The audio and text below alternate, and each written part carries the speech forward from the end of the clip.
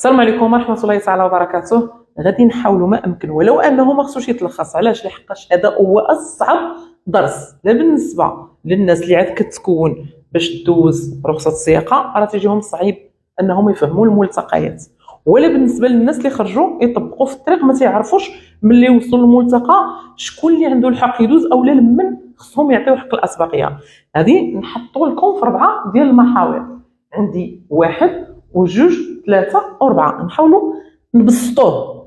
غادي نبدا باولا 1. فوقاش كيكون عندي الحق ندوز؟ يعني انا اللي ندوز، ما يدوز لا اليمين ولا اليسار، انا اللي عندي الحق ندوز. في هذه الحالات هادو الثلاثه 1 وجوج و3 انا اللي كندوز، غير هو دائما كنقصوا من السرعه ونستعدوا الفورمولا. باش واخا يكون عندي الحق ندوز راه ما دايرش بوحدي، يعني كاينين الناس اللي غنتخالط معاهم داك الملتقى، كاين المتهور، كاين اللي ما ردش البال، كاين بزاف د الحاجات. داكشي باش واخا يكون عندي حق الاسبقيه دائما تنقص من السرعه ونرد البال ونستعد للفورمولا. اذا جا شي متهور تكون بعدا حامي راسك منه. اول حاله اللي حنا كندوزو فيها هي الملتقى اللي تيكون منظم بعون المرور، يعني فيه بالدارجه بوليسي عاطيك بالجنب، سواء الجنب اليمين او اليسار راه انت اللي كدوز. ها الحاله 1. حاله 2 ملي كيكون عندنا الضو خضر. 2 حاله 3 الملتقى اللي كتكون فيه العلامه ديال ملتقى ذو اسبقيه المرور. بالنسبه اللي ما عارفينهاش هي هاد البلاكه هادي، كنتي شابر الطريق ولقيتي هاد البلاكه راه انت اللي عندك حق الاسبقيه، انت كما تيقولوا بالدارجه ديالنا اللي في الطريق الكبيره، ولو ان هذه غير واحد المصطلح عاميه كنقولوه بيناتنا، اما قانونيا راه ملتقى ذو اسبقيه المرور. هذا هو التعريف ولا السميه ديال ديك البلاكه. الحاله رقم 2 هي الملتقى اللي كتعطي فيه اليمين واليسار، يعني كتوصل وتخلي صحاب اليمين حتى يدوزوا وصحاب اليسار حتى يدوزوا عاد تتبعهم. شنو هما؟ 1 الملتقى ملي تيكون فيه عون المرور مالو عاطيك بالظهر اولا بالوجه. في هذه الحاله هذه خصك توقف تيتقلب هو، يعني حتى يرجع يعطيك الامر، يعني كتعطي اليمين ولا اليسار. رقم 2 الحاله الثانيه ملي تيكون عندك الضوء الاحمر راك غادي توقف يدوزو اليمين واليسار حتى يشعل الضوء. 3 ملي تكون عندك علامات قف، كلشي كيعرف علامات قف ها هي. 4 ملي تكون عندنا علامه السماح بالمرور، داك المثلث المقلوب اللي عنده الراس لتحت، ها هي العلامه ديال السماح بالمرور. صافي. ملي كنجبروا ملتقى عادي فيه السماح بالمرور رانا تنعطيو فيه اليمين واليسار بجوج بهم، ماشي اليمين او اليسار، بجوج. يعني الفرق بينها وبين قيف غير قيف كتوقف وتخوي الكاخا ودير بريميرا وتقلع، يعني ملي يخوى الطريق.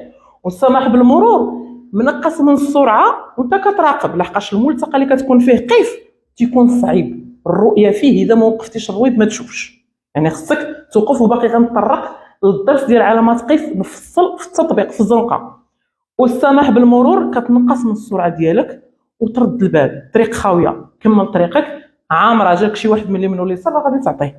دابا نجيو الحاله رقم 3. شنو هو الملتقى اللي كتعطي فيه اليمين فقط؟ يعني ملي كتدخل بالعربيه خص وجهك يدور لليمين، حضيض ديك اليمين حتى يكون خاوي عاد عندك الحق تدوز. هذا هو المفهوم ديال مول اليمين يدوز. 1 عند غياب التشوير الطرقي، وصلتي لواحد الملتقى وما جبرتي لا عندك ولا عند الناس شي حاجه، ما كاين لا بوليسي لا بلاكا لا شرطه لا حتى حاجه، في هذه الحاله هذه عينك على الملتقى الخرجه اليمين، اذا خاويه نقصو دوز، واذا كان شي واحد تما غادي تستناه حتى يمشي. هذا هو المقصود ديال مول اليمين يدوز، غياب التشوير الطرقي. 2 اللي بزاف د الناس غافلين عليها، شنو هي؟ تشابه الاشارات الطرقيه. ما معنى التشابه؟ وصلنا لواحد الملتقى وديك البلاكه اللي عندك كاينه عند غيرك، مثلا انا عندي قيف واللي بغارطي ولا في جنبي عنده قيف، راه ما غنبقاوش واقفين كنستناو. شنو غنديروا؟ غادي نلغيو داك قيف وغنوليو نحضيو السينيالات، كل واحد فين باغي يمشي. يعني مول اليمين يدوز، اللي في اليمين ديالك هو اللي غيدوز اذا كان تشابه الاشارات الطرقيه. استسمح. 3 ملي كتكون عندك كما تنسميوها الكروازما. باش نبسط ما معنى كروازما، هذا الملتقى اللي كيعطيو فيه هاد البلاكه هذه واحد الملتقى اللي تيكون قد بعضو، ما كاينه لا كبيره لا صغيره، يعني قد هاد الطريق هادي قد هادي اللي متقاطعه معها. بالدارجه حقوقنا متقادين، بحال هذاك اللي غنتكروازا معاه اللي غنتقاطع معاه. حتى في هذه الحاله كيدوز فيها ملما فقط، يعني غياب التشويق الطرقي، تشابه الاشارات والكروازما تنعطيو فيها الليمن ديالنا، كندخلوا وحنا رادين البال غير الليمن. اخوه نتبعوه. اخر حاله هي ملي كنعطيو الاسبقيه لليسار فقط، اليسار بوحدو.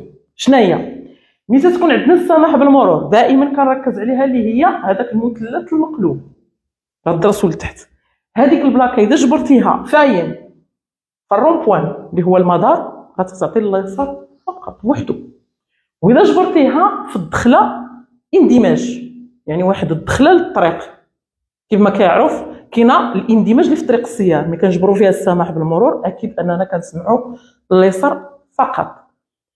هاد الحالات هادو خصنا نستوعبوهم ونفهموهم، لحقاش بزاف ديال الناس واخا كيعرفوا يسوقوا يشدوا الطريق، ولكن ملي كيوصلوا للملتقيات كيولوا كاين اللي غير طالق هاد السرح غير غادي بحال نقولوا غير كيفلت من الناس، ما كيعرفش شنو غيدير. كان نصادف الناس خداو رخصه السياقه وجاو يديروا حصص انهم يطلقوا يدهم، ما كتبقاش الاشكال كيفاش يسوقوا، وتتلقى الاشكال انه ما عارفش شكون اللي غيدوز. هذه هي الطمه الكبرى.